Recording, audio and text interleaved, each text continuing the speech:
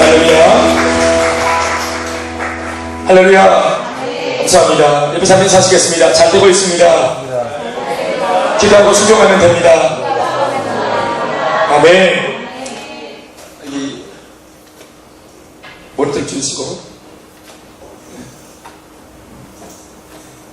그리고 우리 보컬들도 모니터를 줄이시고. 네, 줄이세요. 하나, 둘, 셋. 잘 들으세요? 중종 약간만 빼시고. 요 마이크가 중종이 좀 많이 들어가는 마이크라. 그래서 잘 들리세요? 중종 뺐어요. 더 빼야 돼요. 뒤로 꺾어야 돼. 거기 베이스. 로우 미들이라 돼 있지. 밑에 채널 두 개를 꺾어야 돼. 왼쪽으로. 하나, 둘, 셋. 그렇지. 잘했어. 왜 그랬어? 막 올리는 대로 가면 안 되지. 소리 맞춰야지. 그렇지. 좋았습니다. 자, 같이 말씀을 보시겠습니다. 하나님 말씀은, 요한복음 21장 말씀입니다. 요한복음 21장 말씀을 같이 우리 보시겠습니다. 우리 말씀 보기 전에 같이 축복을 좀 했으면 좋겠네요. 온유가 인도했네. 박달의, 윤종영, 김진수, 동부중학교 우리 친구들인가 봐요. 우리 몸을 돌려서 손 내밀고 잡으셨습니다. 축복하겠습니다. 너는 시냇가에 심은 나무라. 하나님의 사랑을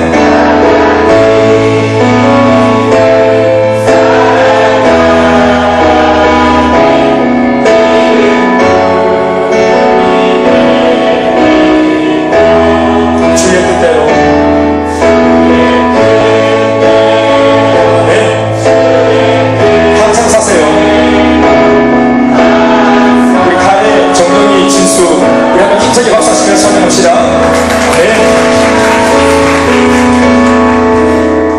네, 잘하셨습니다. 요한복음 우리 21장입니다. 17절부터 23절까지 같이 교독으로 같이 반복해 읽겠습니다. 말씀을 잘 주목해 보실까요? 이 말씀의 장면은 요한복음 제일 마지막에 있었던 사건입니다. 세 번째 일시에 요한의 아들 시몬아, 네가 나를 사랑하느냐 하시니 주께서 세 번째 네가 나를 사랑하느냐 하심으로 베드로가 근심하여 이르되 주님, 모든 것을 아시오매 내가 주님을 사랑하는 줄을 주님께서 하시나이다. 예수께서 이르시되 내 양을 먹이라.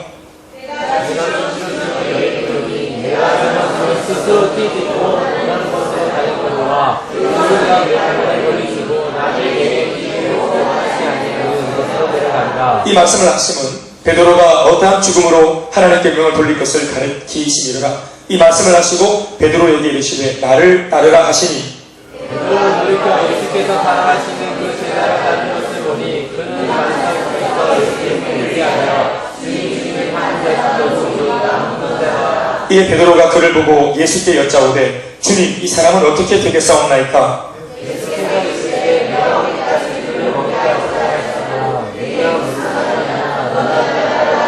다같이 그 제자는 죽지 아니하겠다 하였으나 예수의 말씀은 그가 죽지 않겠다 하신 것이 아니라 내가 어때까지 그를 머물게 하고자 할지라도 네게 무슨 상관이 있냐 하신 것이라. 아멘. 요비가 자신의 꿈을 이루기 위해서 도움을 얻고자 찾아간 사람이 있었습니다. 그의 이름은 제갈량이었습니다.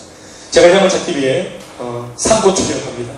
세 번째를 찾아가서 귀빈 대접을 하고 그리고 그를 나중에 자기 사람으로 얻게 됩니다.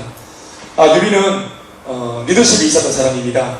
그런데 조조와 달리 유비의 리더십을 한마디로 우리가 좀 표현하자면 허허실실 리더십이라 할 수 있겠습니다. 그런가 하면은 조는 전략가였지요. 철저한 전략을 가지고 살았어요. 우리가 좀 이게 같은 맥락인지 모르겠지만 한때 리더십 얘기를 할 때에 유재석 리더십과 강호동 리더십을 이야기했던 그 칼럼을 제가 읽은 적이 있습니다. 이렇게 딱 들어봤을 때 그들이 그 주가를 한참 오를 때 그 2007년도 전에 국민 MC라는 이름을 둘 다 얻었는데 유재석 MC 그 리더십과 강호동 MC의 리더십이 뭐라고 생각하세요? 어떤 그 칼럼의 얘기를 빌리지 않아도. 제가 뭐 앞서서 유비 얘기를 했고 조조 얘기를 했는데 그 유비 조조를 딱 떠올리니까 이 강호동과 유비가 딱 유재석이 떠오르더라고요. 유씨 집안, 같은 유씨 집안인지 모르겠지만 유비와 유재석의 그 리더십의 그 내용은 허거실실 리더십이라 누가 그렇게 칼럼을 해놨는데 제가 읽어보니까 그게 되게 맞는 것 같다는 생각이 드는 겁니다. 그게 유재석 같은 경우는 사람을 잘 받아주고 사람을 세우고 들어주고 경청하는 리더십이죠. 강호동은 윽박 지르고 몰아붙이는 리더십이죠. 그래서 하긴 하는데 한쪽은 겁이 나서 하는 거고 한쪽은 지가 신이 나서 하는 것입니다. 또 이 유비, 조조, 유재석, 강호동 이야기를 또 다른 모습으로 풀어내면 어떨까요? 이렇게 볼 수 있겠습니다. 저 스페인 리그 가면은 라리가라고 있는데 우리는 K리그잖아요. 근데 거기는 라리가입니다. 그 라리가의 스페인 리그에 보면은 대표적인 그런 그 팀이 두 개가 있는데 하나는 바르셀로나 팀이 있고 하나는 레알 마드리드 팀이 있습니다. 딱 바로 모르고 바르셀로나, 레알 마드리드 여기 한 대 가지고 바르셀로나는 어떤 팀입니까? 어릴 때 유소년들 때부터 훈련을 시켜가지고 바르셀로나 유소년 팀에 있는 아이들이 그대로 자라가지고 10수년 한솥밥 먹었던 아이들이 그대로 이제 현역에 들어갑니다. 그러니까 이니에스타 그리고 더 하나 살펴보십니다. 우리가 유명하게 알고 있는 메시 같은 이런 아이들 전부 다 유소년 때부터 바르셀로나에서 다 큰 사람들입니다. 그러니까 바르셀로나 경기를 뛸 때 발이 잘 맞는 게 아니고 현장에서 발 맞기 위해서 이전에 어릴 때부터 한솥밥을 먹으면서 함께 패밀리가 돼 있어야 돼요. 그러니까 눈빛만 봐도 우리가 패스를 할지 안 할지 대발하는 겁니다. 그러니까 그렇게 기가 막히게 축구를 하는. 너무 축구를 잘하니까 재미가 없어 축구가. 너무 짜고 치는 거 같지. 정명수 축구 아닙니까? 4시간을 다 몰아주는 그런 거. 그런데 레알 마드리드는 돈이 많은 구단입니다. 그래서 유명한 그런 실력이 좋은 사람들을 스카우트하죠. 그러니까 바르셀로나를 가정이라고 말하면 레알 마드리드는 회사라고밖에 누군가 말하더라고요. 맞습니다. 그러니까 여기는 아주 분위기가 살벌합니다. 참 잘하지만 살벌합니다. 선수들이 들어갔다 나왔다 굉장히 그런 이동들이 많고 실제 감독도 나왔다 들어갔다 굉장히 그런 이동이 많습니다. 그런데 바르셀로나 같은 경우는 선수들이 거의 함께 갑니다. 패밀리죠. 그게 뭐냐 하면 바로 허허실실 되시는 것입니다. 더불어 함께하고 같이 누리고 하면서 어떤 정보를 나누는 것이 아니라 삶을 나누는 거예요. 그러나 좀 사무적인 공동체는 정보를 나누죠. 우리 학교 학원 같은 데 보면은 정보를 공유하잖아요. 그러니까 한 자리에 모여있으면 공동체 같으나 위기가 생기고 문제가 생기고 자신들의 어떤 개인적인 성취가 끝나면 전부 다 흩어지는 것입니다. 하나님께서 원하시는 공동체는 그런 공동체가 아닙니다. 오늘 본의 아니게 제가 오전 예배, 오후 예배 전부 다 이렇게 주제를 각각 말씀은 다르지만 그 내용은 거의 다 우리가 좀 흡사한 부분이 있습니다. 주일 오전 예배 때는 제자에 대하여서 말씀을 드렸고 오늘 제가 말씀을 드릴 것은 사명에 대한 이야기인데 이 사명을 소유한 그 공동체의 모습이 바로 교회인 것입니다. 교회가 그냥 교회랑 지어놓고 사람이 모였으니까 교회가 되는 것이 아니라 교회 공동체가 아니라 같은 사명에 붙들려 있는 하나님의 사람들의 모임을 우리가 공동체라고 부르는 것입니다. 특별히 교회 공동체는 사명으로 하나 된 교회, 비전으로 하나 된 교회. 오늘 17절을 보시면 예수님께서 이 사명을 끝까지 심어주시기 위해서 한 사람 지비와 함께 찾아갑니다. 아마 편애한다 싶을 정도로 아주 그냥 집착에 가까운 정도로 예수님이 계속해서 공생의 3년 반 동안 계속해서 주목했던 사람이 있습니다. 그 사람 이름 바로 베드로입니다. 오늘 17절 말씀 보시면 예수님이 지금 대화를 하는데 한 장소에서 듣고 계시죠? 한 장소에서 예수님과 베드로가 대화를 같은 대사를 연거푸 3번이나 반복하는 장면이 나오고 있는데 그 중에 3번째 장면을 우리가 읽었습니다. 자, 말씀을 이렇게 시작하고 있습니다. 3번째 예수님 같은 말입니다. 요한의 아들 시몬아 네가 나를 사랑하느냐? 베드로한테 물은 것입니다. 그런데 예수님이 요한의 아들 시몬아 네가 나를 사랑하느냐? 라고 물었던 이 대화의 배경이 어떻게 되는 거냐 하면 바로 예수님께서 2번이나 죽었다가 살아나셨던 그 생생한 모습을 제자들 모두에게 예수님이 친히 보여주셨습니다. 내가 이렇게 살아났다. 그러니까 나를 믿어라. 나를 향한 믿음이 더 커져라. 더 굳세워져라. 쫄지 마라 세상. 내가 죽음을 이겼는데 너희들이 나를 믿을 때에 뭐가 두렵나? 내가 죽음을 이기고 왔는데, 내가 사망의 권세를 이기고 왔는데, 내가 마귀의 머리를 깨뜨리고 왔으니까 두려워하지 마라. 내가 너희 싸워 아이가.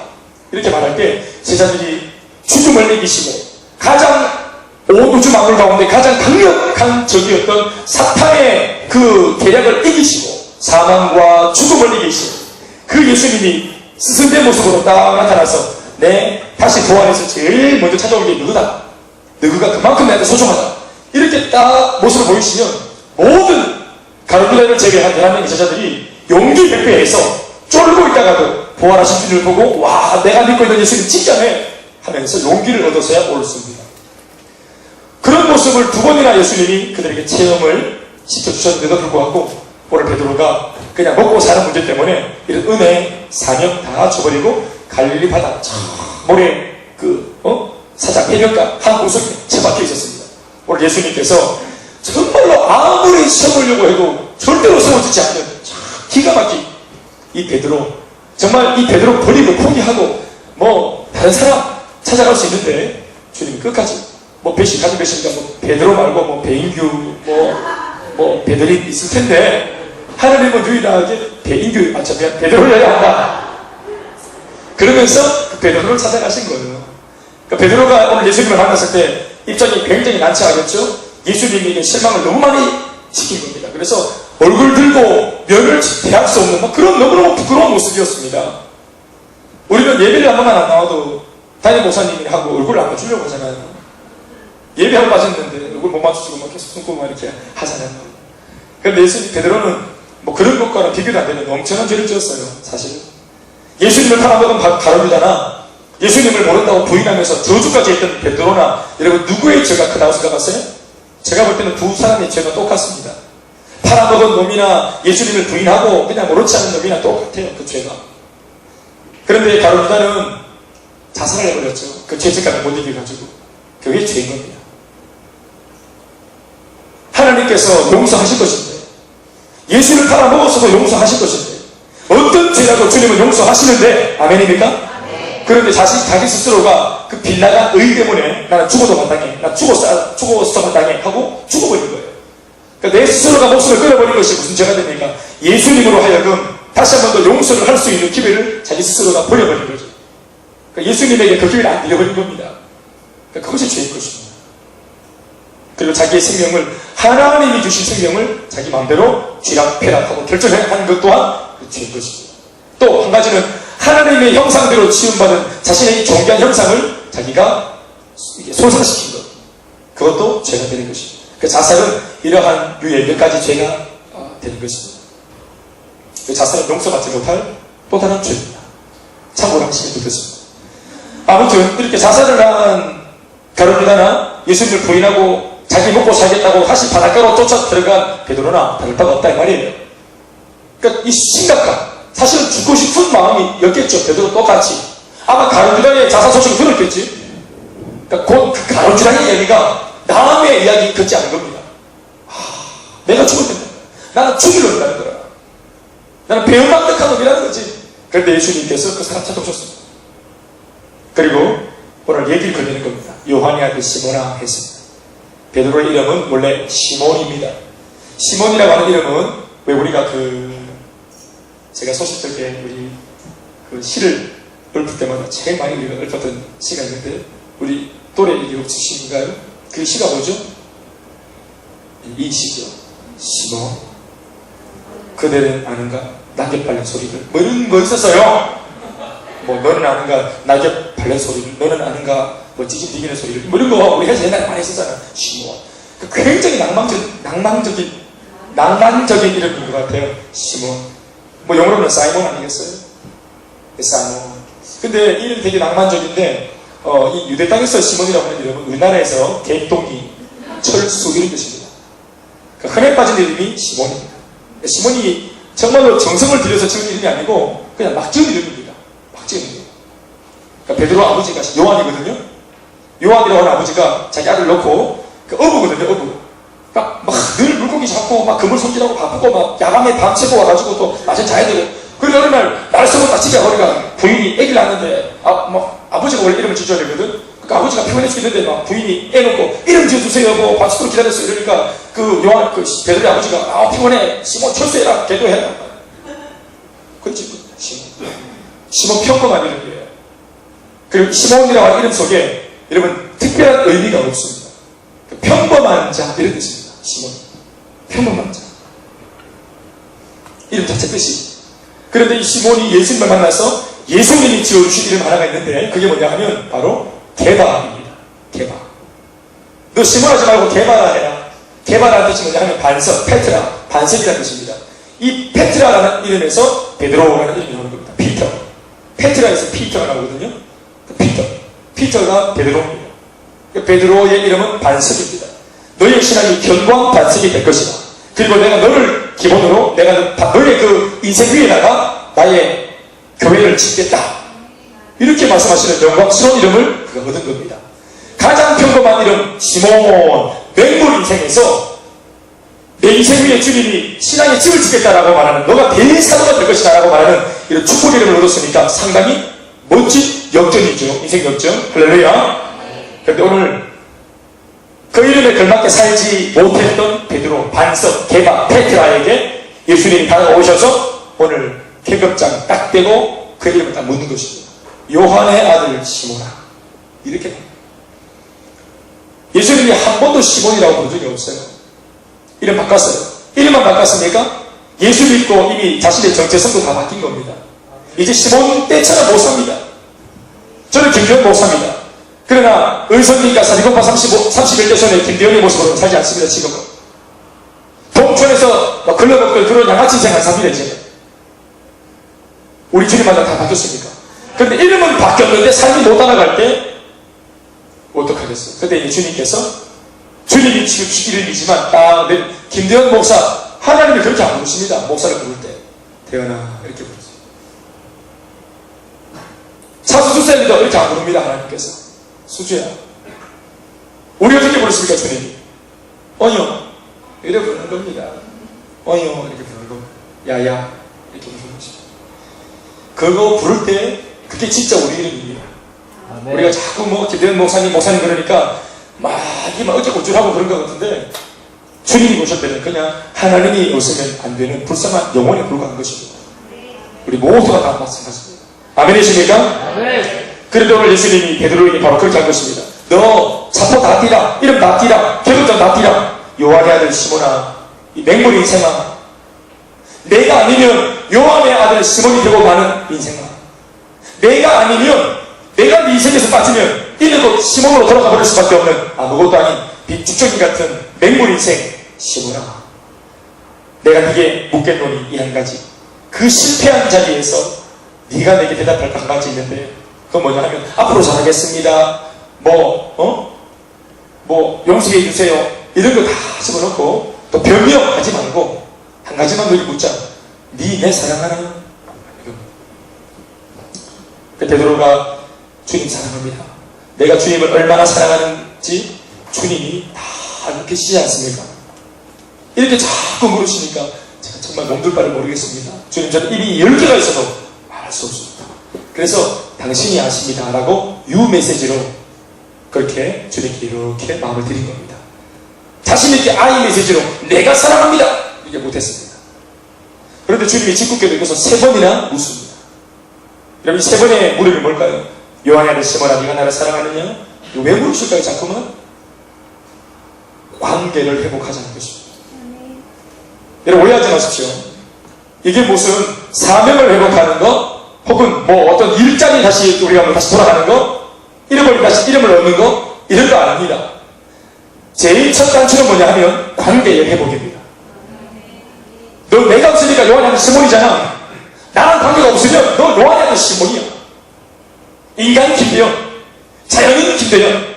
그런데 나 예수, 나와 함께 할 때 하나님의 사명자가 되고 주님의 일꾼이 되는 것이죠.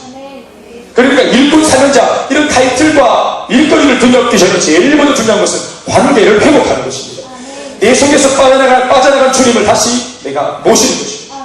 은혜를 회복하고 사랑을 회복하고 주님의 그 놀라운 인도하심과 함께 하시는 은혜를 회복하는 거죠. 아멘. 그래서 계속해서 잊혀진 나의 이름을, 과거의 이름을 묻는 겁니다. 주님, 관계 회복하자. 왜냐하면 관계 회복을 통해서만 사명이 우리에게 위임되기 때문에 그렇습니다. 아멘. 그러니까 사명은 그 다음입니다.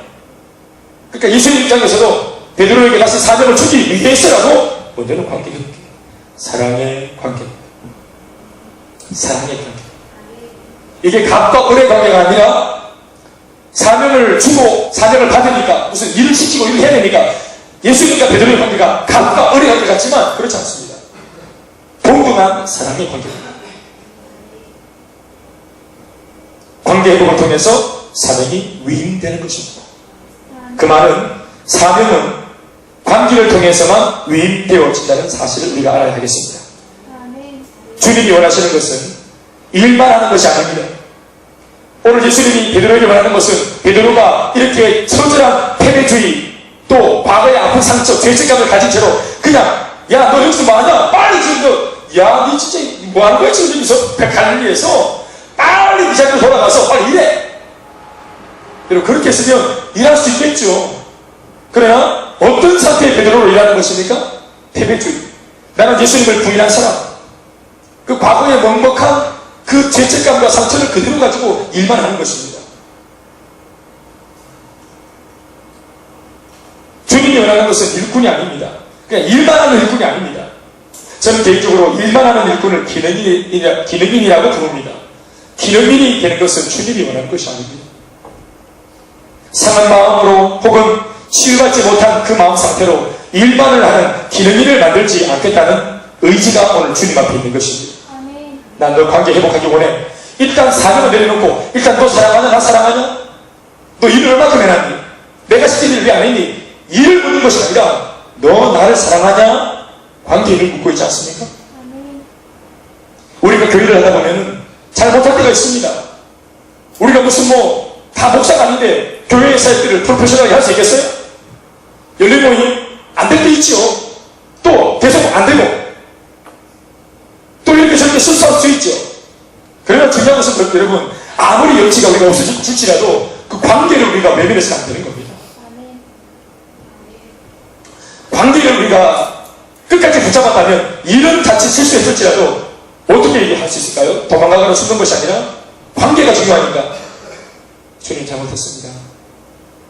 관계. 주님 그럼에도 주님 제 마음 아시지요?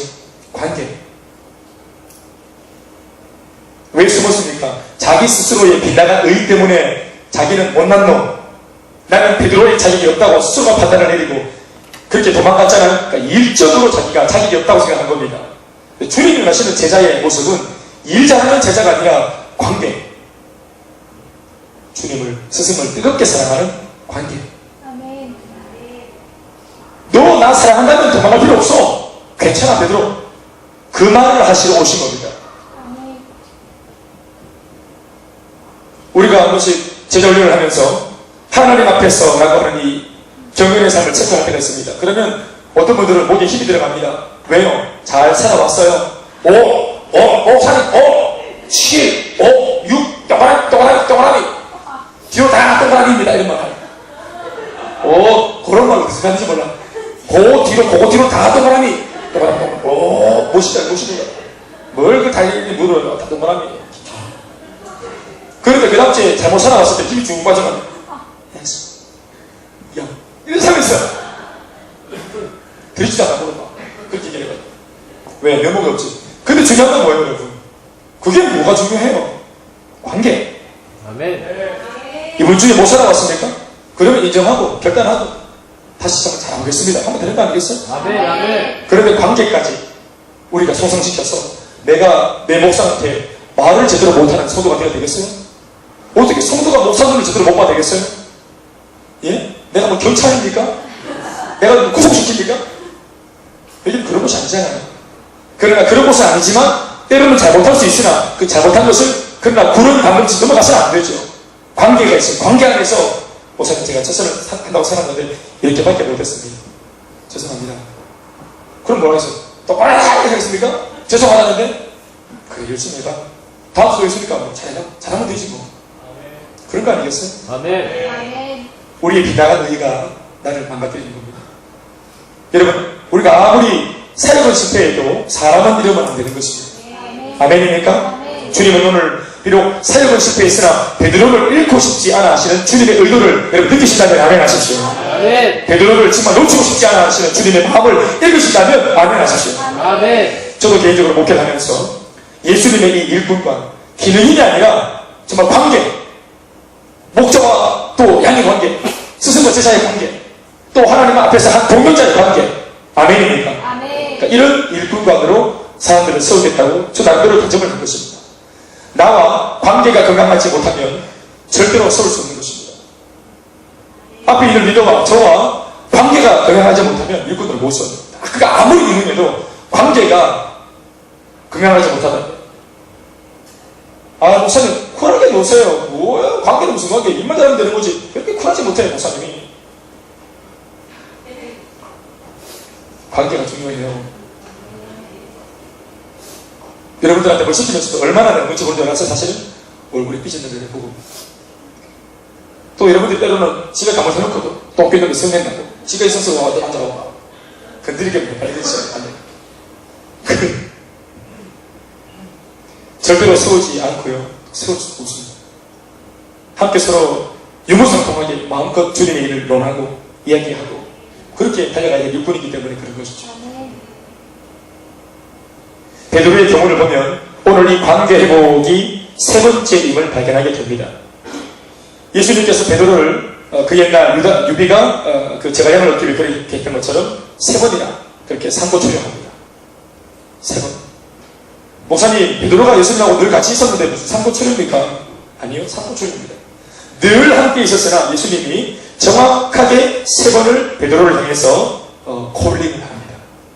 함께 있는 것은 함께 있는 것이고 주님이 똑부러지게 다른 어조로 콜링을 딱 합니다. 첫 번째가 뭐냐 하면 베드로가 물고기를 잡고 예수님을 전혀 모를 때 첫 장면, 예수님을 처음 만났을 때 그때 예수님이 찾아오셔서 베드로에게 뭐라고 말합니까? 내가 너를 사람 낚는 어부가 되게 하겠다 하시면서 콜링하죠. 아멘. 그리고 베드로가 모든 걸 버리고 주님 따라가죠. 그리고 열심히 같이 동고동락하는 중에 2년쯤 지났을 때에 마태복음 16장에 보면 예수님께서 베드로를 포함한 12제자 모두에게 다시 한번 콜링합니다. 그런데 이 콜링이 너무 뜻밖의 콜링이고 세상스러운 콜링이에요. 왜냐하면 이미 2년 전에 주님 부르심 받다가 다 따라왔는데 이미 함께 달려가고 있는데 또 무슨 부르심입니까? 부르심입니다. 그 장면이 뭐냐 하면 이런 콜링이 있죠. 아무든지 나를 따라오려거든 자기를 부인하고 제 십자가를 지고 나를 따를 것이라. 이렇게 콜링을 합니다. 2년 정도는 여러분 그냥 구경꾼으로 달려왔습니다. 초등학교 수준으로 그 배움의 초보를 배웠습니다.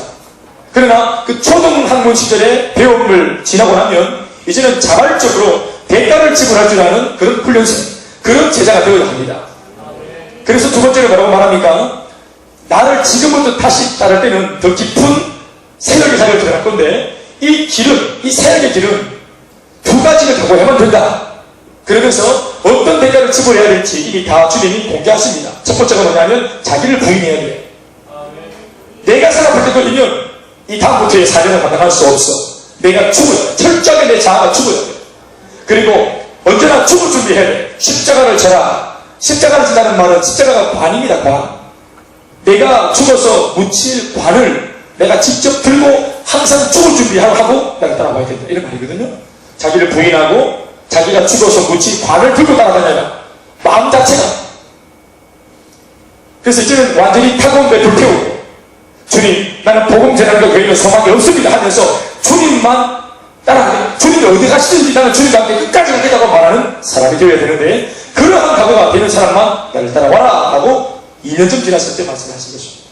뭐라고 했다고요? 아무든지 나를 따라오려거든 이라면서 그들에게 선택의 여지를 주십니다. 두 번째, 왜냐하면 너무나 만만치 않은 길이기 때문에 그들에게 선택하라 하십니다.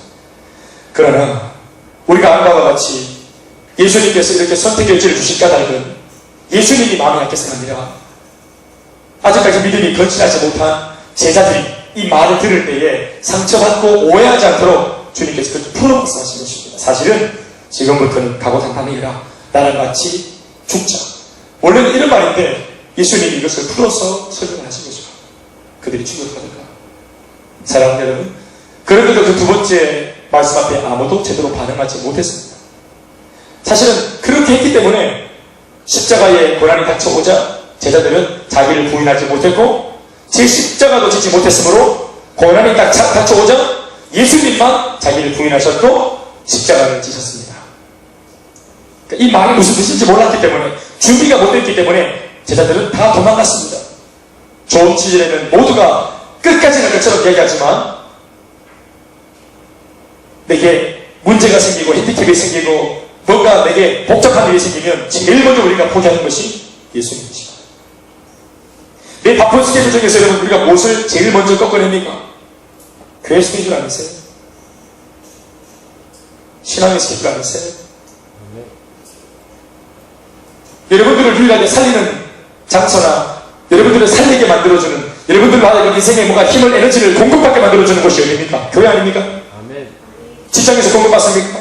가정에서 뭔가 내가 삶을 살아갈 수 있는 그런 어떤 엄청난 에너지를 공급받습니까? 대체로 가정, 직장은 여러분 우리 에너지를 소진하는 곳입니다.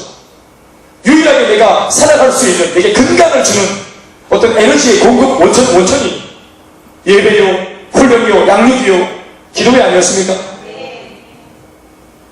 그런데 어리석은 사람은요 자기가 문제를 만났을 때 제일 먼저 꺾어내는 것이 뭐냐 하면 자기가 공급받는 복음도를 스스로가 차단시킨다면 이런 사탄 마귀가 하나님의 사람들을 잡아뜨릴 때 한 제일 첫 번째는 그 첫 번째 작업이 뭐냐 하면 복음도를 차단시키는 거예요.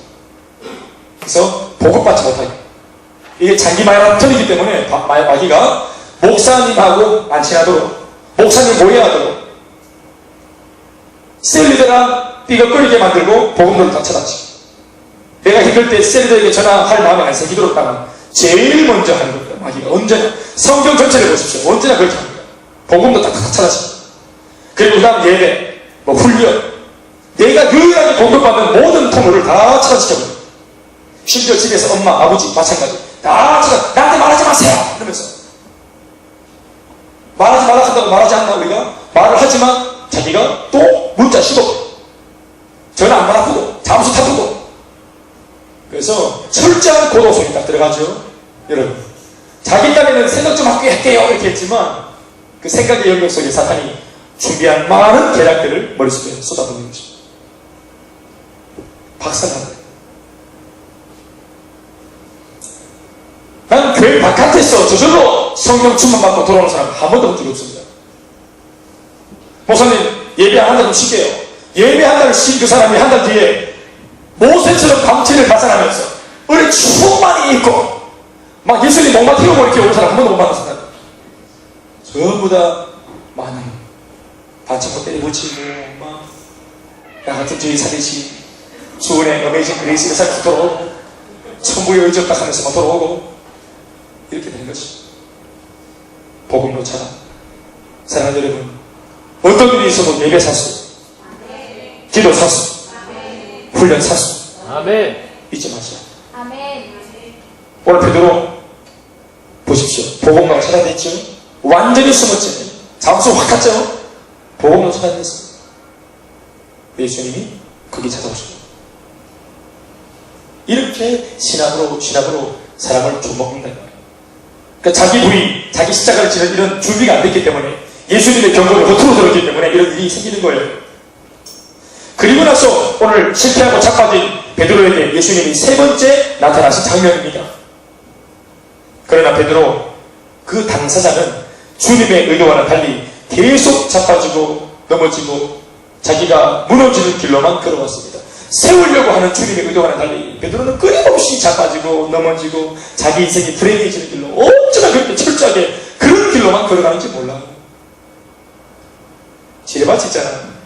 어떤 성도를 보면은 그 사람의 삶을 한 1년만 이렇게 같이 지내보면 이 사람이 지뢰밭이라. 여러분 아무리 지뢰밭이라도 피해갈 길이 있어요. 지뢰밭에 있어도 피해갈 길이 있단 말이에요. 뒤꿈치 들고 올려가지고 이러면서 피해갈 길이 있어요. 그런데 어떤 사람의 삶을 1년 동안 다 지켜보면 정확하게 일부러 그렇게 하려고 해도 할 수 없을 정도로 정확하게 지네가 묻혀있는 데만 바른 사람인데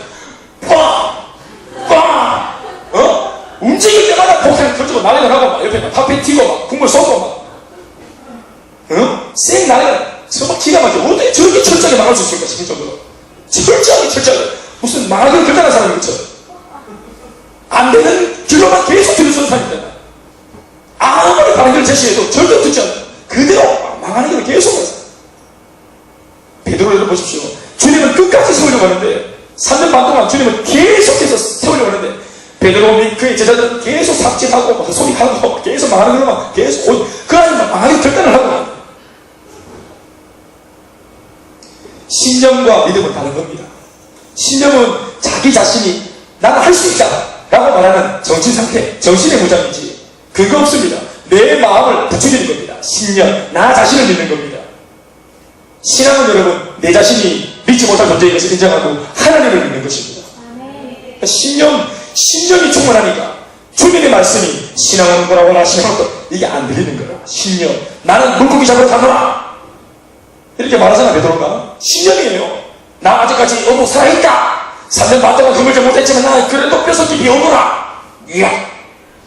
그러고 갔는데 신념대로 하니까 망하잖아요. 그래서 예수님이 또 찾아오실 것입니다. 3번. 참 가치롭지 못한 베드로인데도 끝까지 찾아와서 구해라. 3초. 베드로야, 네가 아니면 안 돼. 나한테 너밖에 없어. 그러면서 베드로에게 구별을 하죠. 왜 그렇게 하십니까? 예수님이. 왜 하필 베드로에게만 그렇게 하십니까? 그 이유를 굳이 묻는다면 알 수 없습니다. 그저 예수님의 마음입니다. 그러나 우리가 추측해 보건대 한 가지 알 수 있는 것 같아 보이는 한 가지 내용이 뭐냐 하면 이미 베드로를 세우시기로 주님께서 오래전에 선택하셨기 때문입니다. 한번 선택했기 때문에 한번 그 베드로를 내가 제자 삼겠다고 주님이 결정을 하셨기 때문입니다.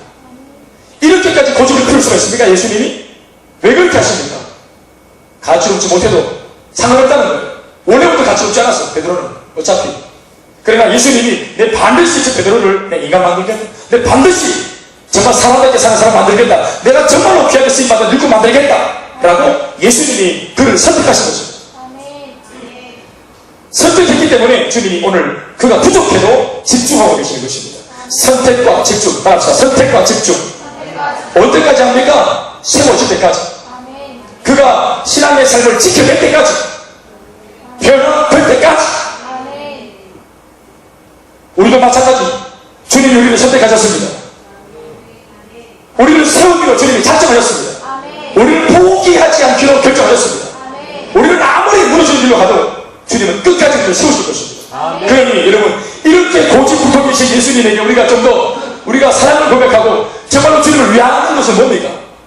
우리가 뭔가 엄청난 일을 한 것이 아니라 나를 세우려고 하는 주님 앞에 내가 빨리 서는 겁니다. 내가 바로 서는 겁니다. 내가 좀 더 민첩하게 제자리를 지키는 것입니다. 뭔가를 대단하게 하는 것이 아니라 주님이 원하시는 자리에 우리가 빨리 회복할 수 있다면 그것이야말로 주님이 원하시는 것입니다. 오늘 베드로가 이런 사랑의 고백을 통해서 회복이 막 되어지고 있습니다. 그때 예수님이 드디어 하신 말씀이 관계의 회복을 통해서 드디어 주님이 사명을 그에게 위임하여 흘려보냅니다. 내 양을 다시 모두 봐라. 아멘입니까? 내가 주님을 사랑하는 줄을 주님께서 아시나이다. 예수께서 이르시되 17절 말씀, 내 양을 먹여라. 다시, 내 양을 먹이라. 내 양을 먹이라 하면서 사명을 주고 이제 미션을 주는 것입니다. 아멘이십니까? 자, 그러면서 주님께서 덧붙이는 말씀이 하나 있습니다. 앞으로 네가 이 사명을 회복한 뒤 이제 사명자가 되어서, 네가 진짜 사명자가 되어서 이제 앞으로 네가 살아갈 때 베드로야, 너 앞으로 이런 삶을 살게 될 거야 하시면서 18절 말씀을 주님이 예언하십니다. 이 말씀을 다 같이 읽어보겠습니다. 시작. 내가 저는 스스로 뛰고 원하는 것을 하는 거니와 늙어서 내 팔을 보내니 나는 너에게 뛰지 않으라 스스로 들어가리라. 아멘. 여러분,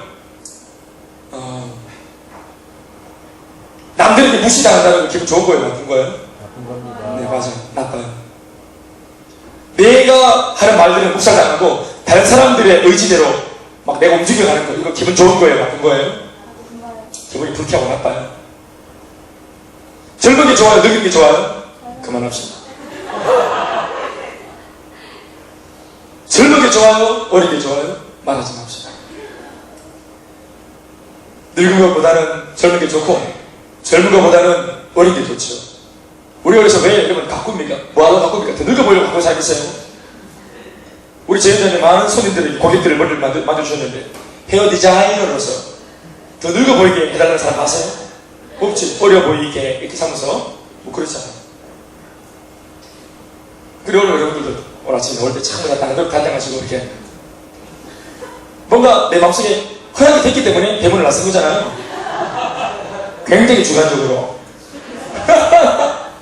이번 하면 됐다. 다 온 거잖아. 젊어 보이고 싶은 거지. 오늘 이 18절 말씀 보시면 예수님의 예언 속에 젊은 베드로와 늙은 베드로가 나옵니다. 그런데 예수님의 이 말씀을 다 들여다보면 젊은 게 결코 좋은 표현으로 되어 적혀있지 않습니다. 젊은 것이 아주 막 가치가 없고 늙은 베드로의 모습이 더 가치롭다고 주님이 말씀하십니다. 여러분, 내 의지가 점점점 사라지고 다른 사람들의 결정대로 내가 따르게 되는 그런 모양새가 결코 서글픈 것이 아니라 오늘 이 말씀대로라면 이것이 귀하고 가치 것입니다. 젊은 것은 오히려 젊기만 한 것은 오히려 좋아한 것이며 하나님의 은혜 안에서 늙어가는 것이 아름다운 것입니다. 예수님 뭐라 하십니까? 베드로야, 네가 젊어서는 스스로 띠뛴다는 말은 허리 띠겼다는 말입니다. 그러니까 그들은 통치마를 입었었거든요. 옛날 유대인들은 그 통치마를 입고 있다가 이 옷이 바닥에 막 이렇게 데이니까 먼지 많은 팔레스타인 그 지방을 걸어 다닐 때는 이 허리춤까지 이 옷을 이렇게 올립니다. 그리고 바지가 내려가지 않도록 허리를 이렇게 띠로 묶습니다. 띠를 딱 묶어놓는 거예요. 통치마를 딱 묶어놔야 되겠지? 그리고 이렇게 걸어가요. 그러니까 어떤 사람이 허리띠를 딱 풀었다가 다시 묶었다. 이 말은 뭐냐 하면 어떤 의지를 가지고 행동을 하겠다 하는 겁니다. 그러니까 행동을 할 때, 집 밖을 나갈 때, 뭔가 내가 생각하는 바들을 이루기 위해서 행동에 옮기기 전에 그 전초의 어떤 그런 그 행동이 뭐냐 하면 허리띠를 짜는 것입니다. 네가 젊었을 때는 네 스스로가 오늘 내가 저 지점을 가봐야 되겠다. 오늘 내가 저 동네를 가봐야 되겠다. 오늘 내가 저기 가서 한번 사역을 해봐야 되겠다. 좋은 의도였지만 사역, 전도, 좋은 의도지만 그 기준점이 언제나 너였지. 너 젊었을 때는 네가 스스로 허리띠를 메고 사람들이 부르잖아. 네 스스로가 결정해서 가가지고 내가 도와주겠다고. 내가 좀 도와줄 테니까 빨리 회복하라고. 좋은 말 할 때. 이러면서 마치 적선하듯이, 동정하듯이 주님의 일을 그런 식으로 했다는 것입니다. 그러니까 사람들이 감화받지 못하고 은혜를 받지 못하는 것입니다. 내 중심적인 사역, 내 중심적인 이기적인 사역, 내 마음의 어떤 자아의 실현의 장으로 셀리더로 섬기는데 남들을 위한 나의 섬김으로 남들을 세우는 목적이 아니라 내가 살고 내가 영광받고 내가 주목받기 위한 사역. 그것이 바로 젊은 베드로의 모습이었습니다. 예배드리는 모습이 주님께 영광이 아니라 내가 살기 위해 내가 뭔가 얻기 위해 드리는 이 신앙생활, 젊은 베드로의 모습입니다. 그 중심에 내가 있는 모든 신앙적인 제시원은 종교생활입니다. 젊을 때, 혈기방자할 때, 성수 듣지 못했을 때 베드로입니다. 그러다가 좀 불리해지면 모든 걸 접어 던지고 바로 그냥 세상 속으로 다시 돌아가는 끓는 냄비처럼, 양은 냄비처럼 쉽게 달아올랐다가도 금방 식어버립니다. 동작할 수 없는, 도저히 신뢰할 수 없는, 예측이 불가능한 그런 젊은 혈기의 베드로. 그 젊은 혈기의 베드로의 사역이 결국은 실패였습니다. 모세가 한참 자기가 기세 등등하고 이집트 파라오 왕 바로의 딸의 자식, 파라오의 손자, 그런 신분을 그렇게 얻고 있었을 때 자기가 천하를 다 호령할 줄 알았습니다. 어느 날 길을 가는데 자신의 나라가 부리는 노예들이 너무 힘겨워했어. 내가 적선하듯이 좀 도와줄까? 내가 왕자인데 하늘에서 탈려가가지고 그만둬! 했더니 이 군 군인이 이 모세를 못 알아보고 왜 그러냐고 하다가 모세가 팍! 내가 누군 줄 알아? 내가 너 돕겠다는데 너는 비키고 너는 도움 받고 그럴 것이지. 그럼 팍 쳤는데 이 군인을 죽였구나. 혈기 방지할 때 남을 돕겠다고 행동한 것이 그 결국이 뭐냐면 사람을 잡는 겁니다. 생사람 잡는 겁니다. 선보다 사람 잡는다라는 내 말이 이게 멀리 있는 말이 아닙니다. 내가 준비되지 못하고 어설프게 그냥 혈기만 방자해 있어 그냥 어떤 이 육체적인 어떤 이런 인간적인 열정으로만 덤벼들면 사람들이 다 죽으나 자빠지는 것입니다. 그러나 늙은 베드로 뭐라고 말하고 있습니까? 네가 늙어서는 다 같이 늙어서는 시작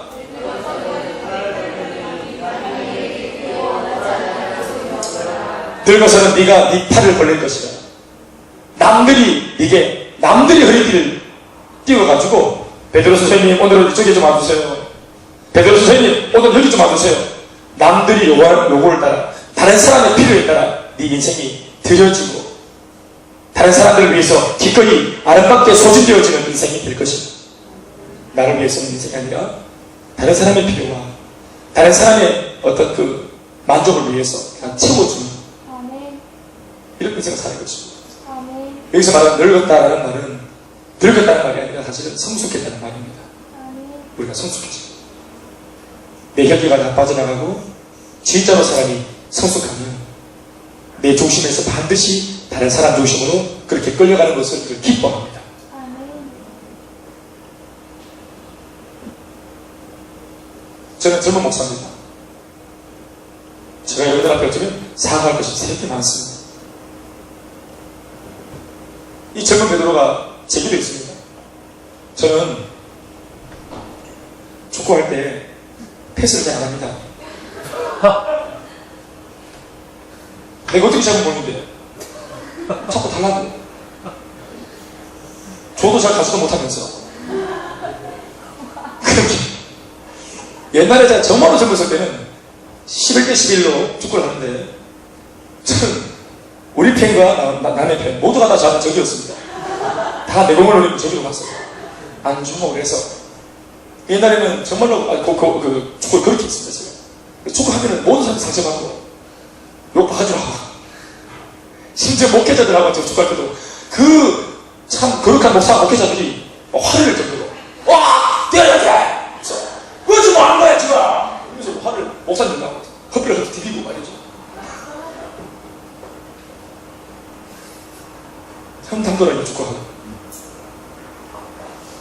내가 하는 말이 목사님이 옆에 계셔야지 패스를 하시고 저쪽으로 달리세요 이러면서 뒤로 패스할 수는 없잖아요. 딱 뛰어 옆에 딱 할 일이 없어. 그러니까 그때 건강이 빠져주니까 미친 처럼 왔다 갔다 축구하는 목적이 골 넣는 게 아니고 그냥 몰고 사람 제끼는 재미로 축구하고 남 다른 편한테 갔다가도 다시 들어오고 혼자 계속 미치면서 그렇게 젊은 베드로 저를 고발합니다만은 젊은 베드로 자기 방자한 베드로 성숙하면은 박지성처럼 이타적인 플레이를 하는 것입니다. 나보다 유능한 사람 나보다 빠른 사람에게 시기하는 것이 아니라 그 사람에게 내 볼을 넘겨주는 것입니다. 오늘 밤 축구를 기대합니다. 아멘, 아멘. 어쩌면 젊은 것이 추하고 어쩌면 늙은 것이 아름답습니다. 오늘 여러분들에게 제가 애 늙은이가 되라고 말씀을 던지는 것이 아니라 성숙하자는 것입니다. 아멘. 왜 삐지고 불평과 원망이 나올까요? 자기 중심적인 사람은 언제나 불평하고 언제나 원망합니다. 나이가 많아도 그렇습니다. 여기 힐링셀 꿈의셀이 있지만 힐링셀은 언제나 늙은 베드로고 꿈의셀은 언제나 젊은 베드로가 생각하십니까? 아닙니다. 이 꿈의셀 안에도 늙은 베드로, 성숙한 베드로가 있습니다. 힐링셀 안에도 혈기 방자한 젊은 베드로가 있습니다. 그 나이로 하는 것이 아니기 때문에 신앙. 사랑하는 여러분, 뭘 씻어줍시다. 아멘. 늙어서 아름답게 고상하게 늙고 성숙해서 뭘 씻어줍시다. 마지막으로 20절과 22절의 말씀을 보시면 이런 은혜를 덧입고 있는 베드로가 아멘 하고 잘하겠습니다. 이러면은 요한복음 여기서 끝나는 건데 뭐 베드로 숙기를 아시죠? 그냥 안 넘어갑니다. 항상 소리하고요. 항상 마무리를 그 소리로 마무리해요. 베드로.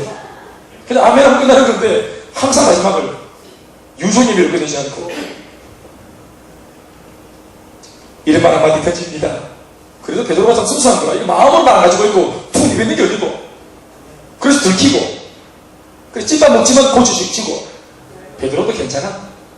어떻게 보면 능글능글한 요처럼 속에 시큰 거 가지고 있으면서도 겉으로는 웃고 있는 사람보다 훨씬 낫다.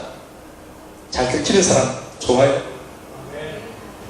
한번 봅시다. 20절부터 23절, 22절까지 말씀 다같이 시작. 베드로가 돌이켜 예수께서 사랑하시는 그 제자가 따르는 것을 보니 그는 만성 위에서 그리스도의 몸을 품어 의지하며 이 베드로는 그걸 보고 예수에게 여짜오되 주님 이 사람은 어찌 내게 싸우나이까 예수께서 이르시되 내가 어찌 내게 그를 머물게 하고자 할지라도 내게 무슨 상관이냐 너는 날 따르라 하시더라. 아멘. 말씀 뵙겠습니다. 나를 따르라 베드로야 너 앞으로 이렇게 멋지게 살 거야. 아멘 하면 되는데 20절 말씀에 베드로가 예수님하고 같이 아이 컨택해서 딱 대화하는 중에도 이 베드로가 머리가 복잡하게 돌아가는 겁니다. 20절 말씀 베드로가 돌이켜 고개를 돌렸단 말입니다. 베드로가 돌아보면서 뭘 봤냐? 예수께서 평소에 사랑하시던 그 제자를 봤다는 겁니다. 그러니까 둘이 얘기하고 있는데 주 옆에 누가 걸쩍걸쩍 왔다 갔다 했단 말이야. 걸쩍걸쩍 거렸어요. 누군지 보니까 예수님이 평상시 되게 아끼던 애지자가 돼 있었대요. 그게 누구냐 하면 바로 요한복음을 쓴 요한입니다. 요한도 뒤끝 있죠? 딱 적어놨지 요한복음에. 요한복음을 들었지만 원래는 성질이 아주 불도 같은 보안하게잖아. 불질라! 이러는 사람인데 베드로의 하나님의 사랑을 듬뿍 하고 얼마나 변화가 됐는지 요한이 나중에 뭐가 되죠? 이름이 무슨 사도가 되죠? 사랑의 사도가 됩니다. 요한에게 단 한 가지 얻었던 게 뭐냐 하면 사랑인데 예수를 만나서 사랑이 생겼어요. 그 사랑의 제자. 그리고 예수님 품에 안겨가 또 알고보니까 애써도 많은 거라 애써도 베드로처럼 이렇게 아무것도 아닙니다. 이게 아니고 베드로 들어서 앉아라. 저는 수인들이 변합니다. 근데 요한은 예수님 이름 가가 막 품에 막 비비고 막 수염 비비고 말이다. 이러면서 그 끝까지 베드로랑 막 얘기하고 있는데 또 요한이 들어와가 막 뭘 비리면서 또 이렇게 막 하니까 베드로도 그 요한 보면서 나는 이렇게 앞으로 막 늙어서 이렇게 막 하여튼 남 터주고 다시 살 건데 주님이 당신이 사랑하는 자 요한이라고 안 합니다. 당신이 평상시에 사랑했던 자 이 사람 열등감 믿는 거죠. 얘는 어떻게 되겠습니까 앞으로? 얘는 어떻게 살 겁니까 앞으로? 질문합니다. 이 질문 속에 두 가지가 들어있는데 첫 번째는 두려움. 내만 그렇게 살아가 좋습니까? 야는요? 이 제자가 이렇게 많은데 내가 지금 뭐 그렇게 지금 헌신하고 이상하고 뭐 손해보고 삽니까? 두려움. 이 헌신의 길이 너무너무 아름다운 길이지만 나 혼자 간다는 거가 두려운 거예요. 그 요한 제자는 안 갑니까? 네 팔을 벌리님이 십자가의 죽음을 말하는 거거든요. 실제로 베드로는 양팔을 벌리고 예수님처럼 십자가에 달려 죽었습니다. 순교했습니다. 그 베드로가 금방 알아듣고 나는 십자가 밖에 죽을 건데 요한은 내 혼자 갑니까? 이게 참 무서운 겁니다. 사실 혼자 가는 게. 직장생활 다 모두가 한 방향을 향해서 다 달려가고 있죠. 직장을 보면. 그런데 나는 예수를 믿고 훈련받으면서 지금 다른 사명을 마음속에 품었어요. 어떻게 보면 직장 안에서 다 같이 앉아있는데 나는 이방인인 것만 같다는 느낌을 받을 때가 있어요. 주님, 나만 이렇게 특별하게 살아야 됩니까? 나만 그렇게 괴롭고 막 뭔가 부딪히며 살아야 합니까? 예수를 안 믿는 사람들 보면은 갈등이 없어 보여요. 표면적으로는 제 마음대로 짓고 뭐 술 마음대로 마시고 왔다 갔다 하고 뭐 그래요. 그래도 우리는 모든 것이 다 걸리고 안 되는 게 왜 이렇게 많고 그러죠. 왜 나만 그래야 됩니까?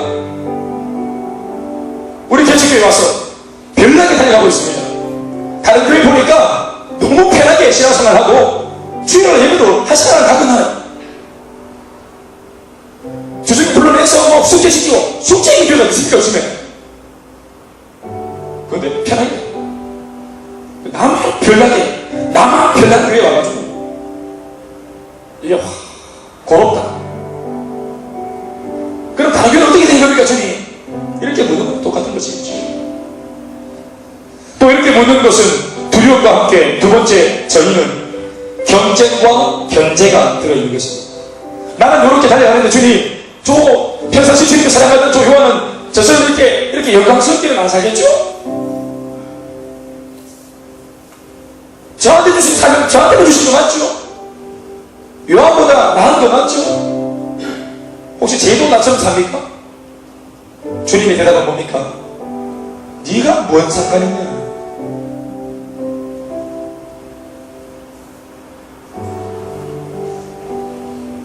이 둘 다 건강하지 못한 마음이에요. 주목하세요. 이렇게 엄청난 사명을 받아도 이 인간의 기질이 불쑥불쑥해요. 목사가 되어도 여전히 인간 김대만의 기질이 그대로 묻어요. 셀리가 되고 세역자가 되고 장로가 되고 뭐 그렇게 참 근사한 이름을 가졌지만 남들은 모르지만 나는 알잖아요. 들여다보면 여전히 아니야. 사명, 사명, 거룩한 사명 앞에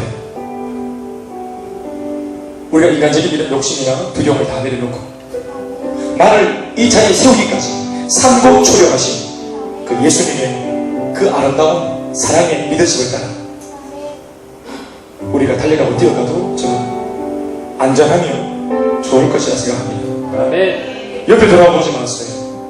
열등감, 우월하는 마음, 이 우월하거나 불필요하게 열등하는 마음이 모두가 다 우리를 병들게 하는 마음이에요. 우리가 봐야 할 것은 예수 그리스도. 아멘. 오늘 내 앞에서 내 눈을 맞추시면서 나와 함께 가자라고 말씀하시는 그 주님은 주님만을 봐야 되지 않겠어요? 아멘. 오늘 그런 은혜가 여러분 모두에게 있기를 바랍니다. 아멘. 할렐루야. 다 같이 우리 기도하겠습니다. 다